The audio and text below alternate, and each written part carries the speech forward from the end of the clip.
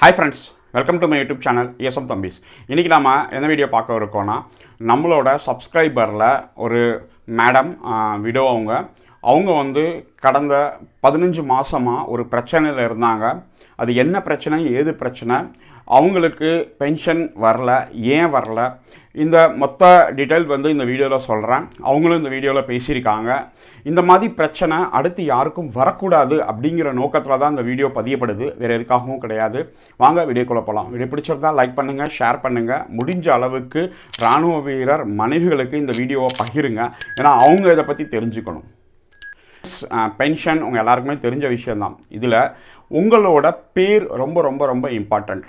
இப்போ ரொம்ப பேர் கேட்பாங்க, பேர் முக்கியமாக, டேட் ஆஃப் பர்த் முக்கியமாக, டேட் ஆஃப் பர்த் கண்டிப்பாக தேவையா அப்படிங்கிற மாதிரி நிறையா கன்ஃபியூஷன்ஸ் இருக்குது. நீங்கள் பிபிஓவில் உங்களோட பேர் ஃபஸ்ட்டு இம்பார்ட்டண்ட். பேர் உங்களுக்கு வந்து கரெக்டாக இருக்கணும். அதில் வந்து சின்ன மிஸ்டேக் இருந்தாலும் அது உங்களுக்கு பிரச்சனையை ஏற்படுத்தும். முடிஞ்ச அளவுக்கு சரியாக பேரை வச்சுக்க பாருங்கள். அடுத்து date of birth. Date of birth வந்து உங்களோட ஆதார் கார்டு, பேன் கார்டு, மற்ற டாக்குமெண்ட்ஸ்க்கு ஏற்ற மாதிரி மேட்சாக இருந்துச்சு அப்படின்னா பிரச்சனை இல்லை. மேட்சாக இல்லாட்டினாலும் முடிஞ்ச அளவுக்கு அதை சரி பண்ணி வச்சுக்கோங்க. ஆனால் பேருக்கு தான் ஃபஸ்ட்டு இம்பார்ட்டண்ட். இப்போ நீங்கள் ஒரு அக்கௌண்ட் யாருக்காவது, இப்போ உங்களுக்கு ஓப்பனாக கேட்குறேன், யாருக்காவது நீங்கள் வந்து அக்கௌண்ட்டில் பணம் போடுறீங்க அப்படின்னீங்கன்னா, இப்போ என் அக்கௌண்ட்டுக்கு நீங்கள் பணம் போடணும் அப்படின்னா நீங்கள் என்னோட பேர் கேட்பீங்களா, இல்லை என் டேட் ஆஃப் பர்த் கேட்பீங்களா? ஃபஸ்ட்டு அதை புரிஞ்சுக்கோங்க, கான்செப்ட் என்னன்னு புரிஞ்சுக்கோங்க. என் டேட் ஆஃப் பர்த் கேட்டு யாரும் என் அக்கௌண்ட்டில் பணம் போட மாட்டாங்க. என்னோடய பேர் என்ன, உங்கள் அக்கௌண்ட் நம்பர் கொடுங்க, IFSC நம்பர் கொடுங்க, இதை மட்டும்தான் கேட்பாங்க. பணம் போய் சேர்ந்துடும். யாராவது எங்கேயாவது இல்லை சார் உங்கள் டேட் ஆஃப் பர்த் மேட்ச் ஆனால் தான் பணம் போடுவாங்க அப்படின்னு சொல்லி கேள்விப்பட்டிருக்கீங்களா? கிடையாது. அப்போ இந்த கான்செப்டை நீங்கள் புரிஞ்சுக்கிட்டால் தான் பென்ஷனில் உங்களுக்கு வந்து இந்த பென்ஷனில் இருக்க பிரச்சனைகள் உங்களுக்கு புரியும். மத்திய அரசாங்கம் ரொம்ப கிளியராக சொல்லியிருக்காங்க, பேர் வந்து மேட்ச் ஆகணும். அதுக்கடுத்து கன்சர்னோட அக்கௌண்ட் நம்பர், IFSC கோட் அவங்க ஆதார் கூட லிங்க் பண்ணியிருந்தால் மட்டும்தான் அமௌண்ட் கிரெடிட் ஆகும். இப்போ ரொம்ப பேருக்கு வந்து டேட் ஆஃப் பர்த் ரொம்ப மிஸ்மேட்சாக இருக்குது. அதுக்கடுத்து ரொம்ப பேர் சொல்கிறாங்க, சார் என்னோட வந்து என்னோட ஒய்ஃபோட டேட் ஆஃப் பர்த்தே இல்லை, ரொம்ப தப்பாக இருக்குது அப்படின்றாங்க. அப்போ ஹஸ்பண்ட் உயிரோடு இருக்கும்போது அந்த சேஞ்சிங்கான ப்ராசஸ் பண்ணிடுங்க.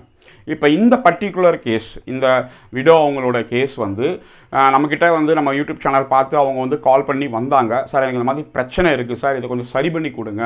அவங்க வந்து முஸ்லீம் சமுதாயத்தை சேர்ந்த ஒரு விடோ லேடி. அவங்க யார்கிட்டையும் அந்த அளவுக்கு பேச மாட்டாங்க. அவங்க வந்து 2வது திருமணம் பண்ணியிருந்தாங்க. அப்போ நான் ஃபஸ்ட்டு கேள்வியே கேட்டேன், அம்மா ஓகேம்மா, சரிம்மா, உங்களோட டாக்குமெண்ட்ஸ் எனக்கு அனுப்புங்க, உங்கள் ஃபுல்லாக ஃபஸ்ட்டு நம்ம செக் பண்ணுவோம், செக் பண்ணிவிட்டு அதில் என்ன பிரச்சனை இருக்குன்னு ஃபஸ்ட்டு பார்க்கணுமா அப்படின்னு கேட்டேன். அவங்க எல்லாத்தையும் அனுப்புனாங்க. அனுப்பும்போது பார்த்திங்கன்னா பிபிஓவில் வந்து அவங்களோட பேர் இல்லை, ஃபஸ்ட்டு மனைவி அவங்க பேர் தான் இருந்தது. அவங்க இறந்ததுக்கான டெத் சர்டிஃபிகேட் வச்சுருந்தாங்க. இவங்க மேரேஜ் ஆனதுக்கான பார்ட் ஆர்டர் ஜேசுசாப் வந்து அவங்க வந்து பண்ணியிருந்தாங்க.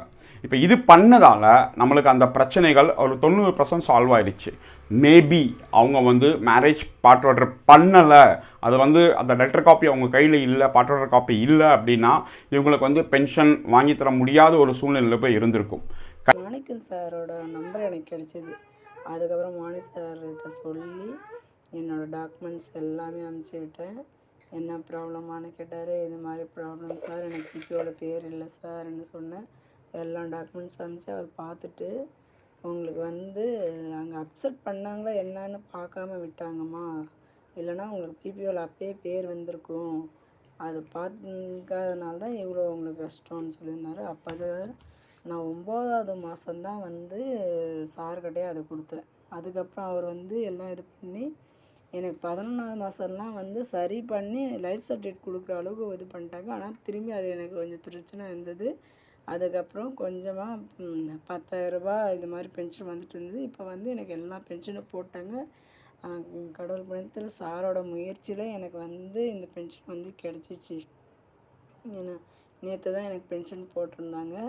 ஏன்னா இந்த மாதிரி யாருக்கு தெரியலையோ, இந்த மாதிரி இந்த யூடியூப்பில் வந்து தம்பிஸ்னு போட்டிங்கனாவே அதோட டீட்டெயில்ஸ் என்ன, அவங்க ஃபோன் நம்பர் எல்லாமே கொடுத்துருக்காரு சாரு. நீங்கள் அதை பார்த்து உங்களுக்கு தெரியாத அவர் வந்து எல்லாத்தையும் அவரே செஞ்சு கொடுப்பாரு. அவ்வளோ முயற்சி பண்ணி எனக்கு இவ்வளோவும் செஞ்சு கொடுத்தாரு சார். வந்து அவர் வந்து எல்லாம் வந்து அவருக்கு ஹயாத்தி தந்து ஆயிலை கொடுத்து அவங்க குழந்தைங்க கூட சந்தோஷமாக இருக்கணும். அதுதான் எனக்கும்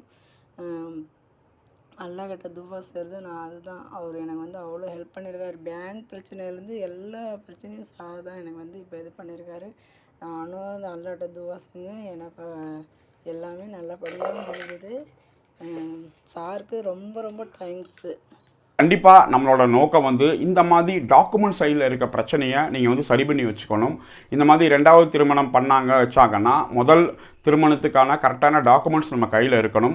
அடுத்து 2வது திருமணம் அவங்க வந்து பண்ணாங்கன்னா அதை ப்ராப்பராக ஜிலசனி போர்டுக்கு த்ரூ உங்களோட ரெக்கார்ட் ஆஃபீஸ்க்கு எண்ணி செக்ஷனுக்கு கண்டிப்பாக நீங்கள் மென்ஷன் பண்ணி அதை பார்ட் ஆர்டர் பண்ணி வச்சுக்கணும். அப்படி வச்சுருந்தா மட்டும்தான் உங்களுக்கு வந்து சரியாகும். அதுக்கடுத்து அந்த பார்ட் ஆர்டர் பண்ணதுக்கப்புறம் அதை வந்து உங்களோட பிபிஓ காப்பியில் நீங்கள் வந்து ஏற்றணும்.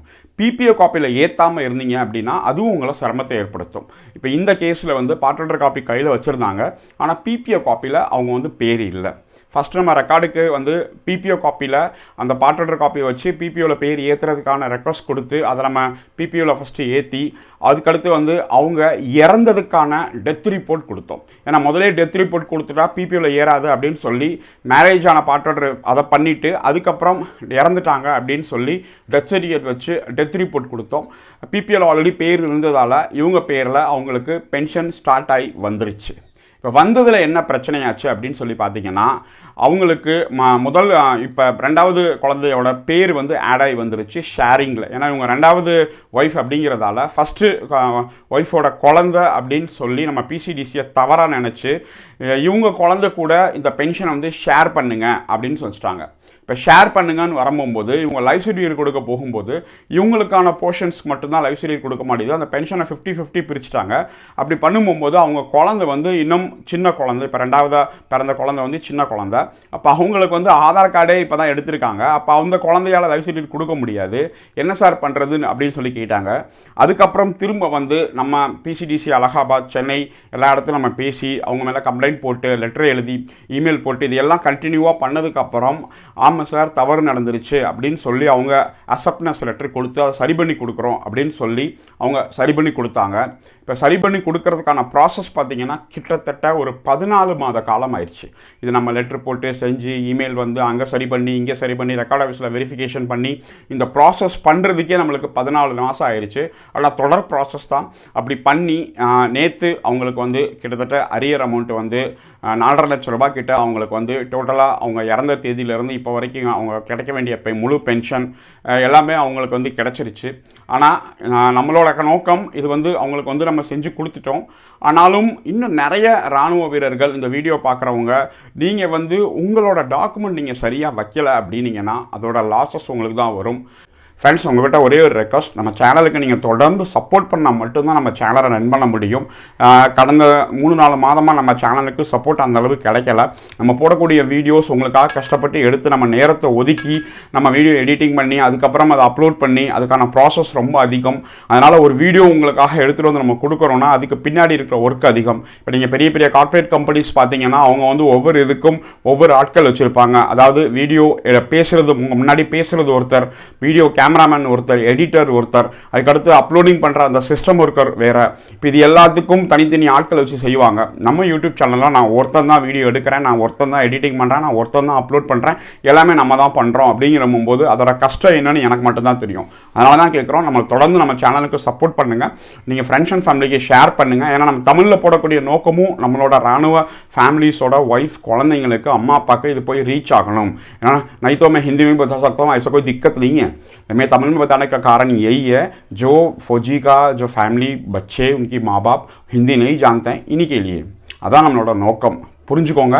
ஏன்னா நம்மளோட சேனல் ரொம்ப டவுன் போச்சு அப்படின்னா நம்மளால் சேனல் ரன் பண்ண முடியாது, நம்மளுக்கு ஃபைனான்ஷியலி ப்ராப்ளம் வரும்.